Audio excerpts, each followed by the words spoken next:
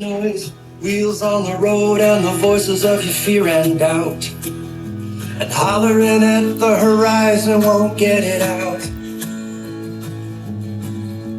Parallel lines make... Hey everybody, welcome to Old and Bitter. This is episode number 3. We got a little John Scheidt playing in the background. If you are in the state of Oregon or close, check out John Scheidt, good friend of mine. He's a rocker. He's got several albums out. You can check him out on Apple. Just great music. So with me as always, we've got Scott and Ricky. How we doing today, guys? Doing well, ready to go. Fantastic. All right. And we've got a special guest, ladies and gentlemen. We have Newsha. I don't know what Newsha Sadri, who is not just a friend, but she is also an actress. So we're going to talk to her about acting and a whole bunch of other stuff. And then we're going to get into our very own top 10 greatest movies of all time. And we'll see how we rank with everybody else. So, Newsha, thanks for being here. Absolutely. Thanks for having me. You're very welcome. So we hear you just got back from a trip from Alaska with Dad. You want to tell us about it? How was it? It was lovely. It was beautiful. I don't think a lot of people know what to expect when going to Alaska. You think it's just going to be icebergs and not a whole lot to do, but it was beautiful. It was green, lots of wildlife. I got to hike, which is one of my favorite things to do. So it was pretty awesome. Weather was great? Weather was great. It was not too cold. Obviously, polar opposite of us here now in Texas, which was a nice reprieve, but I enjoyed it. Could you ever see yourself living in Alaska? Nope. Nope. You know, it's a fun vacation, and I don't want to live there because it does get cold. I went in the summer, so it's not crazy cold, but no, I would not live there. Did you see any wildlife from the boat? I did. I saw, I think, 3 humpback whales, a couple of seals, sea lions, bald eagles, which I thought was really cool. And I think that's about it. Yeah, it was really cool. What about you, Scott? Could you live in Alaska? I'd like to go. I've been to Montana. I've been in Canada, I guess, but haven't been up there. What about you, Ricky? I'd love to go. My grandpa went up there for the Forest Service, and he rode in a helicopter and saw like the Forest Service land and everything. And I heard a lot of stories from him, and I'd love to go and see it. And I've heard it's beautiful. It's so beautiful, yeah. Ann and I went several years ago and did the same thing. Took the cruise, flew into Seattle, went up there, and it was just went kayaking on an excursion. It's a totally different way of life, but it is. I mean, as beautiful it is. I mean, it's the winters and all that stuff. I don't know if I could do it. I don't think I would survive. But in the summer, highly recommend. Yeah. Is it the 20 hours of darkness in January, February? Yeah, there's no way. I get seasonal depression in normal climate. I can't imagine. Yeah. Well, I'm glad you had a great trip. Dad had fun? He did have fun. It was great. Would you go back again? Yeah, I think I would go back again. No, I wouldn't say one and done, but I probably wouldn't go again with the cruise. I'd probably just decide a certain spot I want to go visit and just fly in and probably explore a little bit more, since I only got to see it for, maybe 8 hours at a time on an excursion. So I'd like to just go, into Juneau, Skagway, wherever, and actually explore and kind of see more from the local side of things, because this was obviously much more touristy. Yeah. How was the boat itself? What cruise line were you at? Royal Caribbean. It was good. Everybody was nice. It was very different. I had heard that they're very relaxed and casual, and that was very much the vibe with the Alaskan cruise. So it was just very different. The other one I went on was Carnival, and it was like a tropical one, and it was like a party and crazy. And this was very much, I just was expecting that for some reason going in, and that same energy. And it was very, very mellow and calm, which again, it's fine. And cruises are, I think, just that. They're fine. Yeah. They're fine. I would agree. So, as I mentioned, Newsha is an actress. How long have you been acting for? Professionally since 2019 is when I got with my agent. Okay. So what was it that got you into acting? Well, I've always loved it since I was a little kid. I always did theater all throughout grade school, as young as I can remember, and I've just always had a passion for it. I've never been shy. I'm not a shy person, and I just liked being the center of attention. And so I figured, oh, wow, I can actually do this and like be on stage and people will laugh at me. That instant gratification. I loved it. And so, yeah, I just always stuck with it. And then it turned into my friends recommending acting classes around Dallas. And I just so happened to end up in Glenn's class, which is where me and John met. And I had a friend recommend an agency, and it all just kind of flowed like that. And then I got to start doing film and TV, which I think growing up, I just thought theater was always going to be my route. But once I got with the agency and started doing film and TV, it kind of opened up to this whole other, space that I didn't actually think I was ever going to be in, really. I thought I was going to do like Broadway or something. So tell everybody, because you just got off of a big show. I wouldn't say just got off. Well, I mean, you were on the show. I'm like, yeah, the show's, I mean, that's huge. He's really playing it super, super big. I did 2 episodes of The Chosen, which was very fun. Great show. I had a very, very small stint in Lioness. I'm talking one line. Doesn't matter. I'm not trying to downplay it. I'm just saying, because if you look it up, it's literally blink or you'll miss me kind of energy. But tell everybody who you were in the scene with. I was in a scene with Nicole Kidman. Okay. What? So by proxy, That's amazing. We are very good friends now. And I've seen both seasons of The Lioness. Good show. And who's in charge? And have you seen me in it? He did not, because you can barely see. I'm going to go back and moving on. See it though. Who's the director, writer? Who's the man in charge of that? Taylor Sheridan. Yes. Who also has Yellowstone and Mayor of Kingston and 1883. Yeah, he's got so much. He's got so much stuff, and yet he still is not being nominated for anything. That is crazy. Shows. Well, Yellowstone's probably gotten some stuff, hasn't it? I don't know if it has or not. I mean, one of the greatest shows ever, but I don't remember. Yeah. No, it was good, and The Chosen was great. It's been cool. I actually got a self-tape request today for another show that Dallas Jenkins is starting. The director of The Chosen. He's incredible. So they do really good stuff. It's all faith-based, but I highly recommend looking him up and looking into his work, because he's really, really good. So for those people that are listening, if they want to check you out on Lioness, what episode and... Oh gosh, I'd have to look it up. I don't know off the top of my head. It's season 2. I could probably look up the episode. I'll do it later if you want, so we don't have to sit here and wait. But I believe it's season 2. I can look it up. And then I was on 2 episodes in this most recent season of The Chosen. I was in the first episode, and then I believe there's a 2-parter in this season, The Last Supper Part 1 and 2. I'm in Part 1. Okay, and then when you're not acting, your other job is? I work for a medical supply company. Okay. Super exciting, 8 to 5 life, and thankfully I'm able to balance the 2. I was just going to ask my next question. How do you balance your personal life with the demands of always having to go do auditions or having to leave work and, go film? Well, I'm very blessed because I work from home. So I don't really have to worry too much about that kind of stuff, because I can just film it at home either on my lunch break or right after work or even early in the morning. It is kind of tough, I would say. It just really depends. I am not in a point right now where I'm incredibly busy with acting. And so it's not like I'm having to request off, I'm not having to take all this leave from my day job. But last year it was really crazy because I did all those shows. And so I think you just have to work with what you got. My boss is very understanding. I'm very open and honest with her. I told her this is what I do, and are you okay if sometimes I have to take off for it? And she's really accommodating. So I got a pretty nice situation. I'm really, really thankful. So from an actor standpoint, who would you say that you looked up to as far as inspiration? Growing up? Yeah. That's really tough. When I hear people talk about inspirations or their favorites and things like that, that's a tough one for me, because I'm going to be honest, I've never really had favorites with those types of things. It's just sort of a feeling. This sounds so corny, but just the way the entire business, watching a live theater production on Broadway, whatever it is, it makes me feel a certain type of way that I really can't put into words. Same with, sitting in a movie theater, even watching a trailer. It's so exciting for me. And I think just being part of that and that sort of family dynamic when you're on set or on stage with people is what really, really entices me. I didn't grow up seeing a particular person and thinking, wow, I want to be just like them, or I would like to have their trajectory. Maybe if I do this, and that. I'm going to be honest, I didn't have that. There's people that I thought were cool, and obviously, when you're young, crushes or people you just think are really whatever, but I can't say there was an actor or actress that I saw that I was like, I want to be just like them. I didn't really have that. Any movie when you were younger that you thought, this is what I want to do?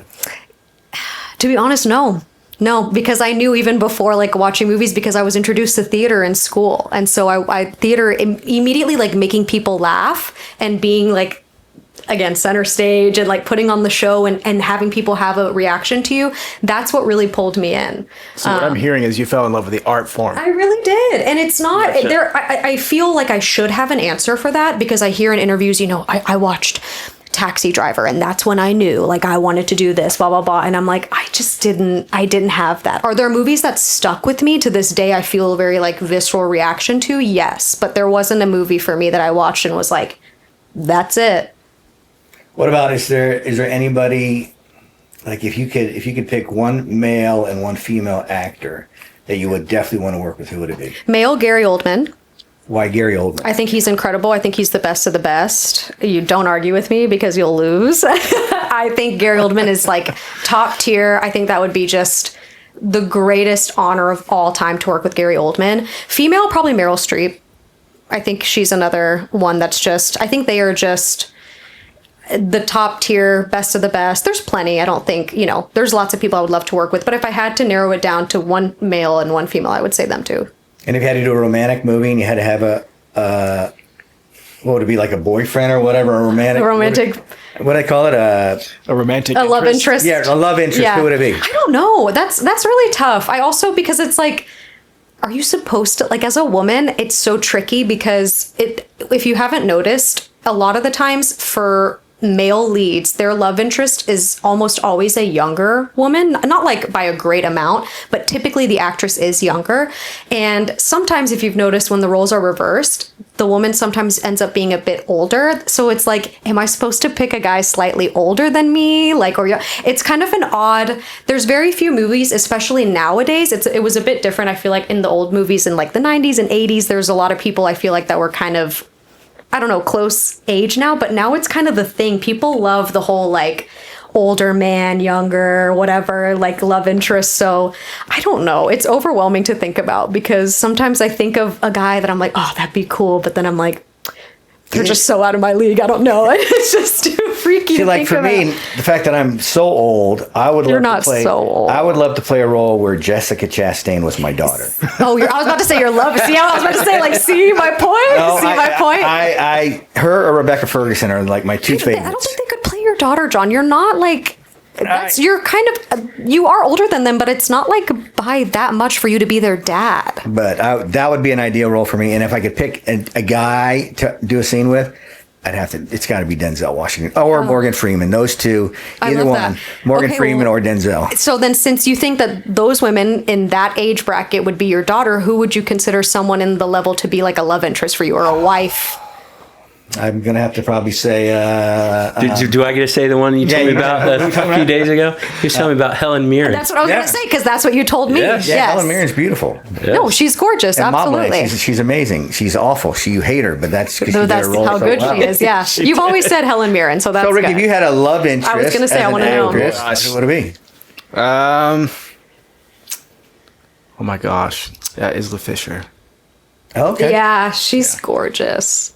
She's nice. Scott? I have no idea. Haven't even thought about that. No girl crush.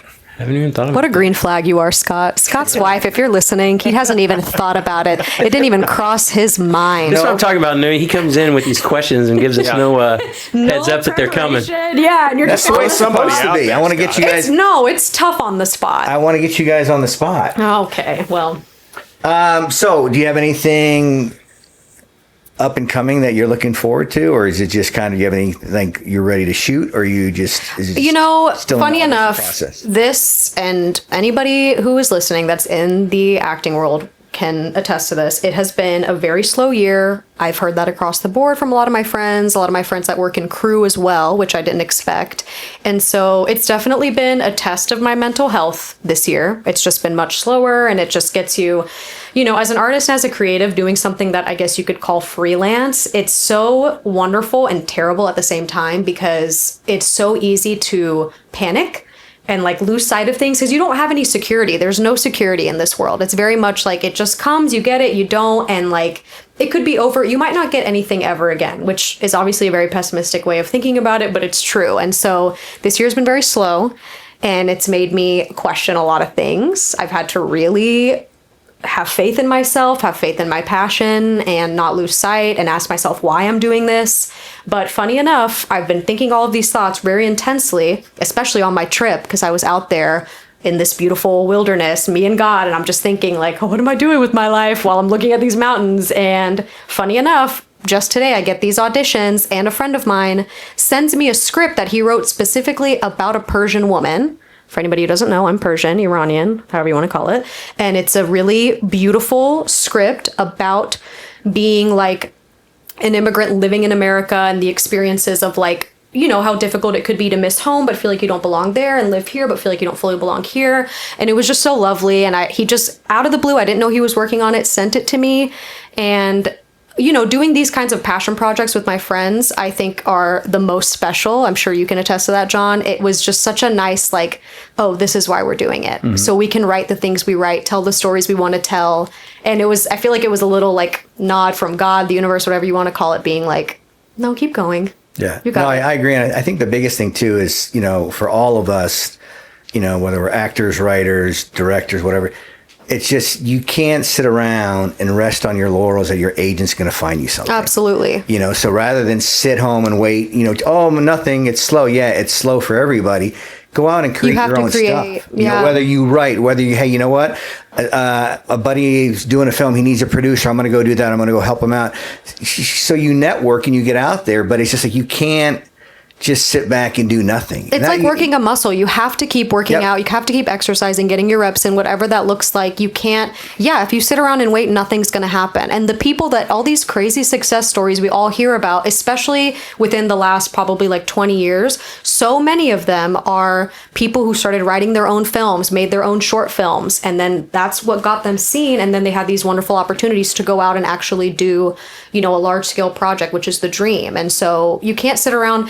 You need to be seen, so make something. Yeah, make it original. Exactly. Everything is a rehash of what's already been done nowadays. That is a cash cow. Which is, how many movies have we seen about sharks since Jaws, after Jaws came out? How many live action movies have we seen that's come out from Disney and whatever else that was animated, like How to Train Your Dragon, Moana? People are very, Lilo very... and Stitch.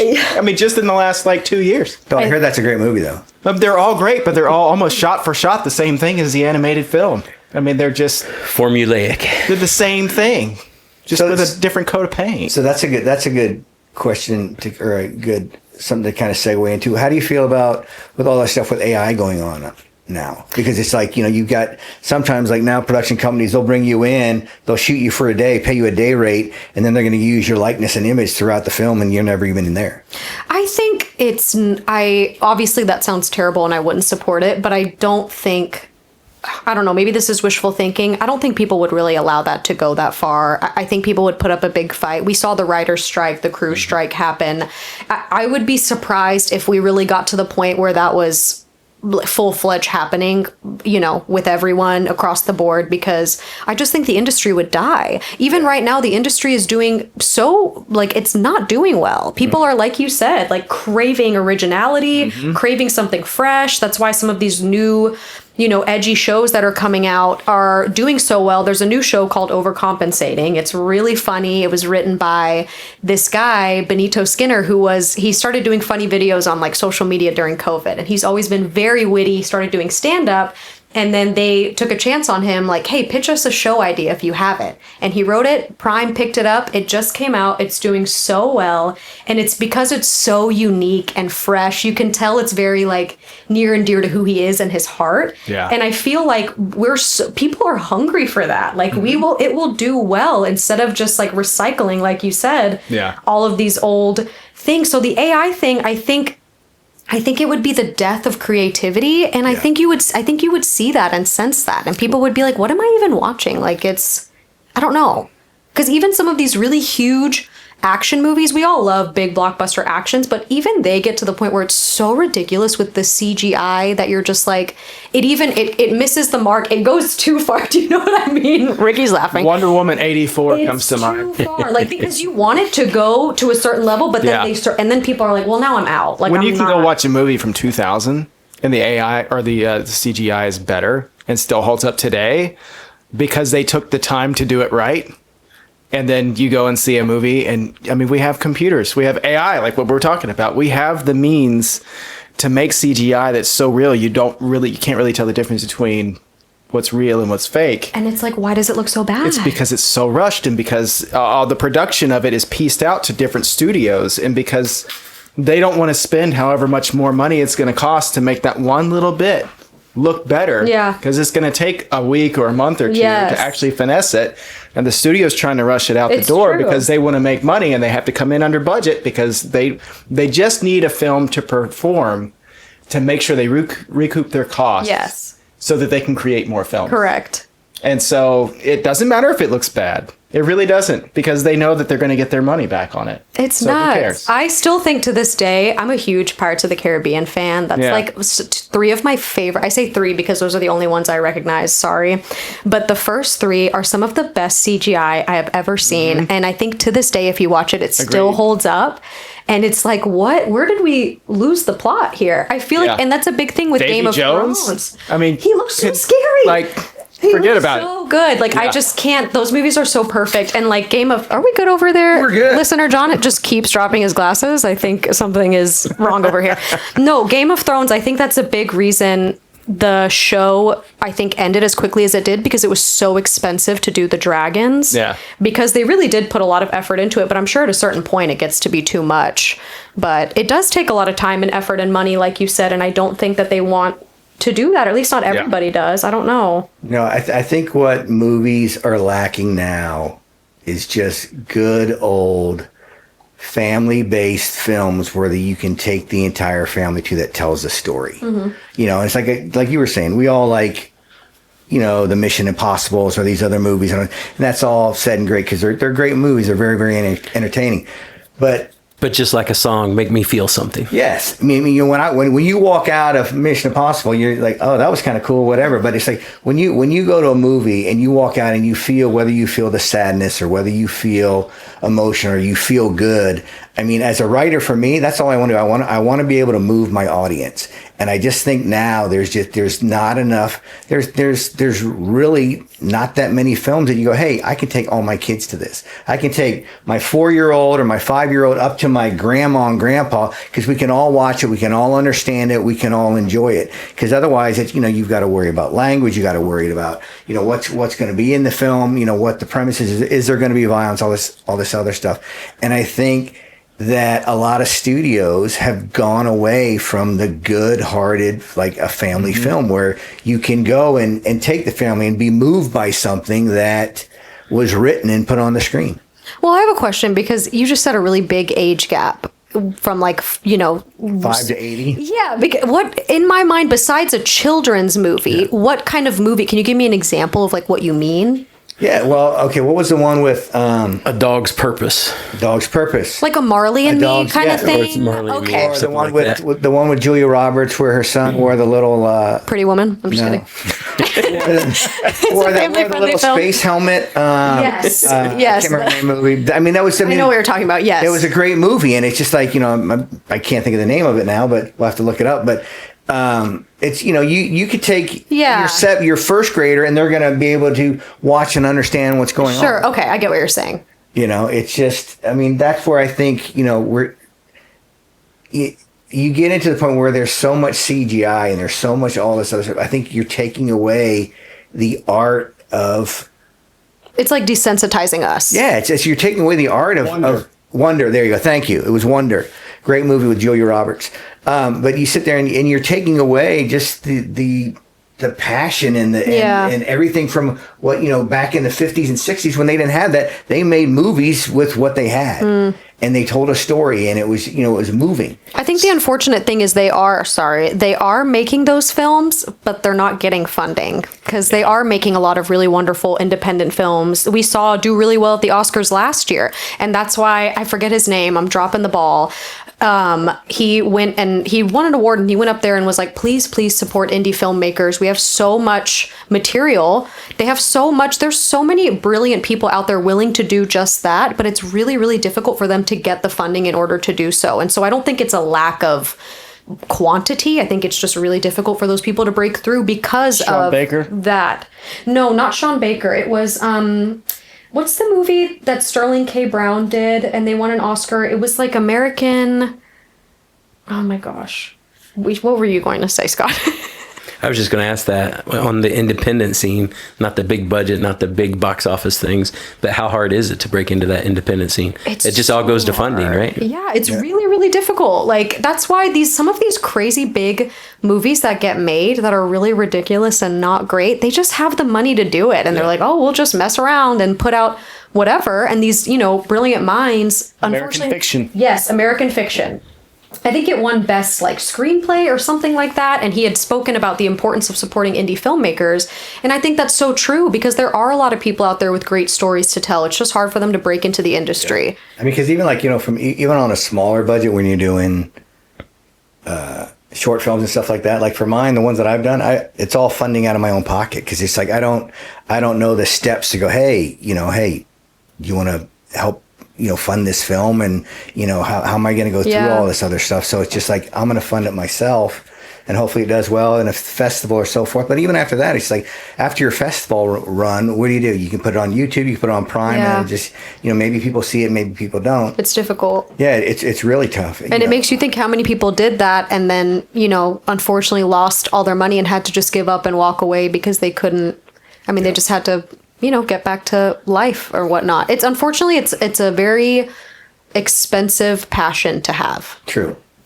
But I think when you look at it from the art standpoint, like with Ricky said, being passionate about it, like the screenplay that I wrote, Walter, I remember Glenn was our acting coach, and he said, what do you want to do with it? Do you want to sell it? And I'm like, to me, it's not about money. I just want to get it made. Yeah. If a production company said, hey, we can't give you anything more, but we're going to make it and we'll make sure this person's in it, I'd be like, sure. All I want to do is just be on set to make sure, you guys kind of follow the way it's supposed to be written. You just want to be doing what you love. Yeah, because a lot of times if I was to sell a script to a production company and they go, all right, we're going to give you $100,000 for it. Okay. Once they have it, they can change everything. We're going to change 95% of it. Yeah. Story, they don't have to credit you. They don't have to do anything. No, they don't have to do anything. Hey, we paid you for it. Exactly. Now it's over and done with. And it's just like, that's why when I was telling Glenn, I said, it's not about money. And he's like, but you want to get paid? I go, no, I want people to see it. I mean, you shouldn't say no. You do, but that's not your number one priority. It's not your number one priority. If Paramount said, hey, we can only give you $50, but we're going to make sure that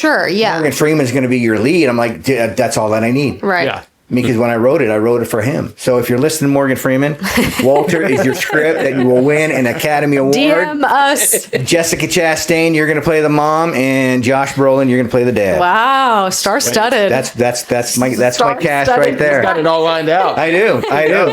Check me out on Instagram and LinkedIn too to get read all about it. Yeah. So all right, send you a mug. Let's change the tables a little bit and let's kind of go down. I mean, we all have our favorite movies, and there's no right or wrong. Let's go. Let's all just kind of start off. First, your top movie of all time. So we'll start with you, Newsha. With me? Yeah. This is such a tough question because it depends on my mood. It depends on the day. Is there a movie that you could watch every single day and never get tired of it? If I had to pick... Oh my God. I'm going to say something really obscure and random because I love this movie so much, but I'm going to say Edward Scissorhands. I love that movie with all my heart. Nice. Ricky? It was one of my favorites as a child, too. Inglourious Bastards. It's a great answer. I love that movie. It's Christoph a perfect Waltz. movie. I mean, perfection. Are you kidding? And then Brad Pitt doesn't take himself too seriously in that role, and it just works, the whole thing. And I love the fact that they get revenge on the Nazis and everything, and they stop the war. And who stops the war? It's the Jews. It's just amazing. Scott? You've mentioned Morgan Freeman a couple times. I'm going to go Shawshank Redemption. Can't go wrong with that. Anything he does is like gold. The injustice of the prison system, friendship, resiliency. Yeah. Tim Robbins. And the soundtrack. So good. Too. Yep. Yeah. I'm going with 78, 76, Rocky. Just the first one. Yeah. Just the first one. That's it. I mean, I watched the other ones, but it kind of, The first one's magic. First one, it's the best. To me, it's the best It's a movie perfect ever made. film. It is. I mean, the way he shot it, how he lost his dog and actually had to buy it back, and all the stuff that he went through to make this film, and they didn't even want him to play the boxer, and he ended up playing it, and so forth. It was his film, and I remember seeing it in a movie theater up in Auburn, New York, and it was just like one of the greatest films I ever saw, and to that day, it stuck with me. Sounds like the one that made one of the biggest impacts on you. 100%. Yeah. Yeah. Because it was funny because when I first got my very first dog, I always wanted a bull mastiff because that's what Butkus was in Rocky, and I went out and got my one, and it was called him Tyson, of course, after Mike Tyson, because he was just destroying people then. And it was just a great dog. It sounds like, you've been crediting all these other actors you want, but I think you have to work with Sylvester Stallone because he had such a big impact on you. Well, Sylvester, I also was follow him on Instagram, LinkedIn. Yeah, Sly. I was fortunate to work on Tulsa King, but our scene got cut. It's okay. So, that's still, that's the name of the game. Yep. But to be there in Oklahoma City and filming was a treat. It was really, really cool. Yeah. All right, second film. A second We're film? going to go everybody's top 5. Okay. If I had to say another one that I think is a perfect film, I'm going to go with The Dark Knight. That's another one I can watch time and time again. I agree completely. I thought about putting that on my list, and I'm glad I didn't because somebody else did. Office Space. So fun. I want my stapler.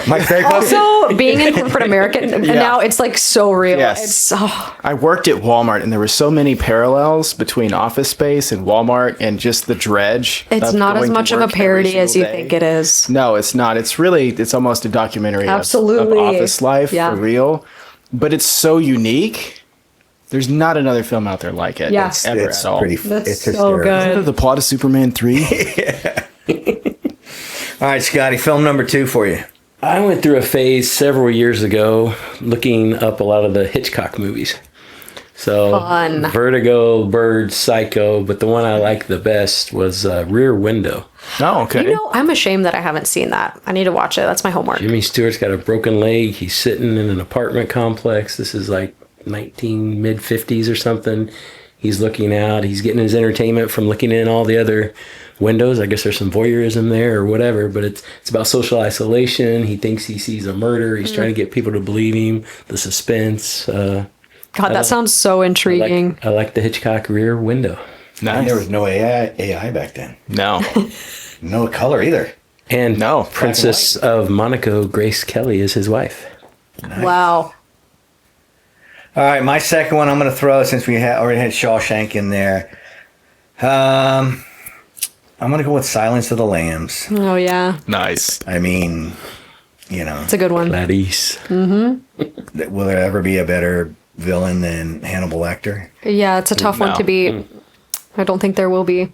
And Jodie Foster was just amazing. She like is. everything she picks, she just turns out to be amazing in it.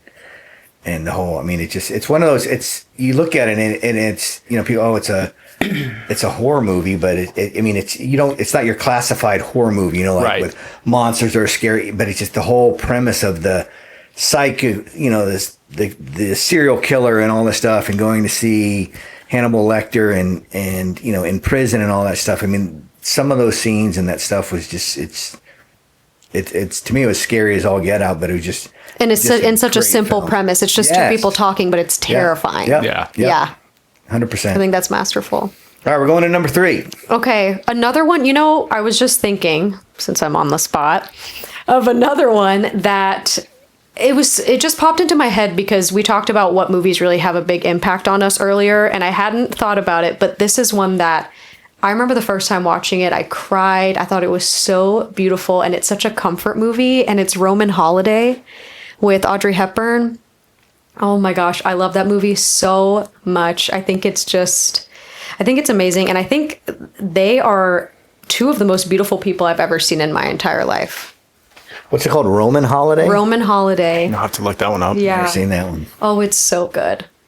It's so, so good. Ricky? So, nobody else is going to mention it. But, I wouldn't be where I'm at today without Star Wars, A New Hope. Where would movies in general be without Like Star the Wars? first Star Wars, or is there certain ones? A or New Does this mean Hope. is that It's number the- 4? The first one. It's the first. It's the first. Is that 1978? It's Yeah. the first fourth one. Yeah, it's the first one. The very first one they ever did. Yeah. How do Yeah. you recognize 3, 6, or 9 Star Wars movies? Answer truthfully. Yeah. I'm a really big fan of the What does that even prequels. mean? Being old, what does that mean? prequels. 369. What is that? Because Well- the original go. The original trilogy came Yes. out like in the 70s and up into the 80s, and they came out with the prequels in the early 2000s. So stop at 6. I remember walking through the woods to the movie theater to go see it, because we lived kind of like in a development that was right next to the movie theater place, but we had to walk like through trails and stuff. It took 15 minutes of woods to get there, but we did it. You really worked for it. Yeah, oh yeah. It was worth it. The prequels weren't bad. I mean, I think people give them a lot more shade than they really should. I don't think they deserved the amount of hate that they got, but I no. think people are coming back around now. They are, and I think the last one, the third one, Revenge of the Sith is my favorite. great. It's wonderful. It's a great movie. But I had a lot of hope for the ones that followed, like the newest ones. did When too. the first one came out, I thought One of that the just- best I can't. We're gonna have to edit soundtracks that out. of My bad. all time. But the newer ones that came out, the first one I thought really had a lot of potential to take the story The arc first one somewhere. wasn't bad, I don't think. I thought it was great, and then like the ones that came after it, they weren't happy with the first one. Yeah. And it just got disjointed, and the whole thing just kind of petered out, and I hated that for it. I know, me too. They But sucked Star the life Wars out of it. is great. Yes. Scotty, number 3. Number 3, being a teenager in the 80s, the Brat Pack. So you can go to a lot of your different choices. Breakfast Club. Pretty in Pink and all those. Yeah. Weird 16 Science. Candles. 16 Candles. Yeah. But yes, Ricky, I would go to The Breakfast Club. Oh, Yes. such a good movie. Judd Nelson, Ali Sheedy, social hierarchy, Yeah. where you are within your class system. That was the one that were all all in those things. detention, right? Yes. Breakfast Club? Everybody's in detention, yeah. Emilio Estevez. That's a great Nice. movie. All right, my third one. No, it's not Gone with the Wind. Wait, your mom drug you to the theater, right? She did. When I was in fourth grade, my mom took us to Gone with the Wind. It has its merits. In California. We were at a theater, and I didn't know we were going to be in there for 3.5 hours. It wasn't my cup of tea. But anyway, I'm going. I got to throw him up there because I got to throw a comedy in there, and he was just super funny. We got to go with Tommy Boy. Yeah. Oh yeah. It's a great one. Yeah. Richard. Richard, Good answer. who's your favorite baseball team? The scene of him reenacting the car crash in The Yes. Office is forever Classic. seared into my memory as one of the funniest things I've ever seen in my life. Yeah, he's one of those, like, for us older people, like a John Belushi type, who is just so talented Yeah. and just passed at such a young age, and is so well missed. And it's just an absolute Master of physical comedy, which 100%. unfortunately feels like a dying thing. does. I Very think much that's so. why sitcoms were so funny to me. I really love physical comedy. Even though people might think it's kind of corny now or whatever, but I think true, well done physical Yeah. comedy is the funniest. It's just the funniest thing. I don't know. Well, there's some hope with the new Naked Gun that's coming out. Yeah. It's slapstick, so we'll see. Previews look awesome. And who's the director of that? Seth MacFarlane. Yes, and he did great. it? Yeah. He did great in the What Western movie that he was in, or whatever. Yeah, what was that? I'm remembering it, but I don't remember what it was called. was the one with the bear? Ted? Ted? Yeah. Ted, yeah. That was great. Love Ted. Love Ted. That was greatness. God. All right, number 4, Nui. Oh God. Okay, now I'm panicking. A movie that I watched that really stuck with me performance-wise. If we want to talk about a performance-heavy one, because the ones I've talked about so far are very visual, is a big part of why I love them. But a performance one I really loved, it's called Candy, with Heath Ledger, God bless his soul, rest in peace, one of the greats, and Abby Cornish. It is a couple that they are addicted to heroin, and they're in love, and you just follow their journey of just enabling one another and Yeah. spiraling, and just the love can't pull them away. No, it can't save them. Jeffrey Rush is in it, who I love so somemuch. It's a really, really great film. A tough watch. That sounds Really, like really a- tough watch, but the acting in it is phenomenal. I don't know. I like movies that are so good it makes me a bit uncomfortable. It's called Yeah. Candy. Candy. I have to remember that one. Ricky? Jurassic Park. I almost said that earlier. I mean, I mean, Speaking of not bad effects, early effect, and it was so Thank scary. you. Yes, and so I was watching a thing just the other day about why it was so effective. Of course, it's Steven Spielberg, but they shot it in a wider aspect ratio so that they had more vertical height, so that the dinosaurs could still stay in the frame as much as possible, and you could see the people. So you had the perspective differences, and now everything else is like 16 by 10 or 16 by 9. So you don't get the same height as you did in the original film. And so you lose out on that depth and everything else, along with everything. I mean, the animatronics in that movie were just nuts. I think what messed up in Hollywood is getting rid of animatronics. I think if you do them right, I think they're fantastic. Absolutely. Yeah. Practical effects all day. Practical effects are the best. All right, Scotty, number 4. Number 4. How about them apples? I'll say Good Will Hunting. Great movie. Oh, yeah. You didn't see it. You didn't like it? No, I haven't watched it. Oh my God. I don't know why. I know it's. You hear that, What folks? you should do when you go home is watch that movie. Yeah. It's great. That. So from societal expectations, the janitor, the trauma in his past history, just the title, goodwill towards others, Will is hunting for other things. I just think it's a great show. Movies that make you feel things and think. Robin Williams, yeah. All right, I'm throwing in Glory Road. The story. That's a great one. Story of the UTEP Excellent. basketball team. Yeah. Clem Haskins. Great. That's a great film. And great score, great soundtrack, everything. I got all of it. It's just one of the best basketball movies I think ever that's out there. All right, last one, number 5. What do we got, Nui? You know, I feel like my answers have been a little bit heavy, so I'm gonna throw in a really fun one, and I will take no notes on this because it is a perfect movie, but I'm gonna say Shrek. Yeah. Chris Farley was supposed to have originally been That is true. Yes, Shrek. he was. Was he really? He was going to take Was. the role of Mike Yes. They Myers? still have some of the demos, like where he was reading some of the parts. I watched it. was Yes. great. Wow. Shrek is a perfect film. It's a perfect comedy. Fabulous show. My daughter, who was just home from college, well, she just graduated, but she was home for a weekend, and she's like, "Hey, let's watch a movie," and she pulled up Shrek, and that's what we watched. Talk about fun for the whole Fabulous. family. I know. Shrek is objectively fun for the whole family. 100%. Yes. There's yes, some yes. comedy in there that's a little bit inappropriate, Yep. but not too much. It is so good. It's so good. Because like even the kids are watching, but as you're older, all the You don't nursery get the like rhymes. innuendos. Exactly. But with it's the still little fun for Muffin them. Man and all that other stuff. Yes. It was greatness. Totally greatness. Maybe he's compensating for something. All right, Rick, number 4, your last one. Back to Number the 5. Future.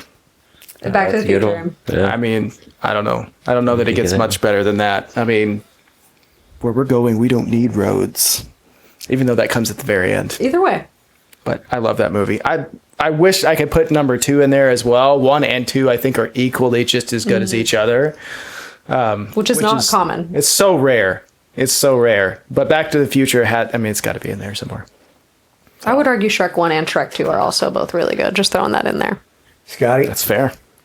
I guess growing up in Indiana, I'm going to throw the movie Hoosiers in there.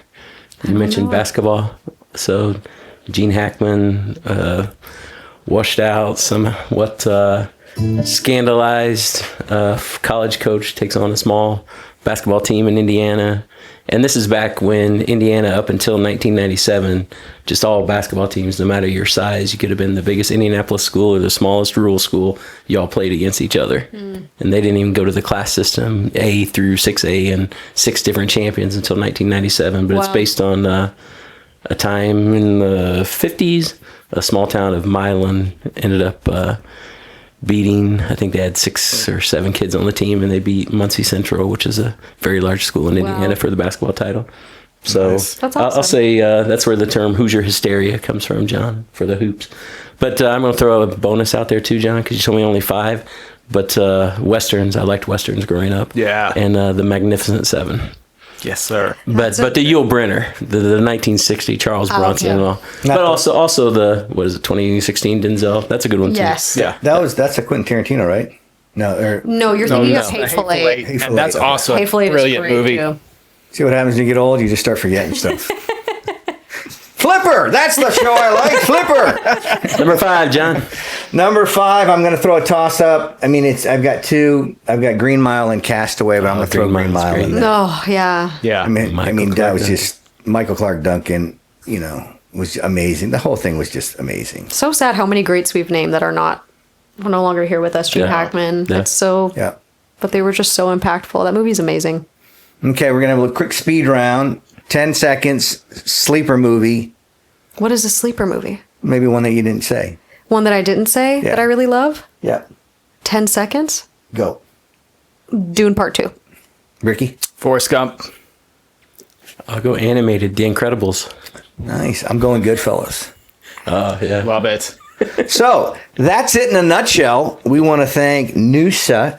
Why? What is wrong with What's me today? going on? My mouth's all dry. Newsha Sadri for being with us tonight on Old and Bitter. You know, this And- wasn't as bitter as I thought it was going to be. Well, you should have been the first couple ones. We were pretty old and bitter. That's what I was saying. I was expecting a lot more bitterness. We'll have to have you come back when we do our relationship round. Just about to say that'll get really into it. Yeah. Well, we'll have you back. So thank you so much for being a part of our Thanks for show. having me.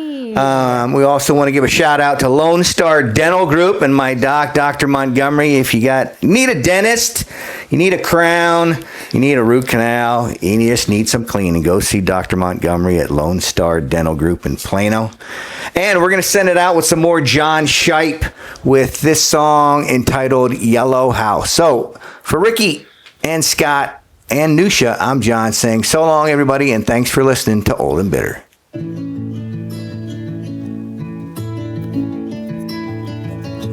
My full name is Jonathan Krause.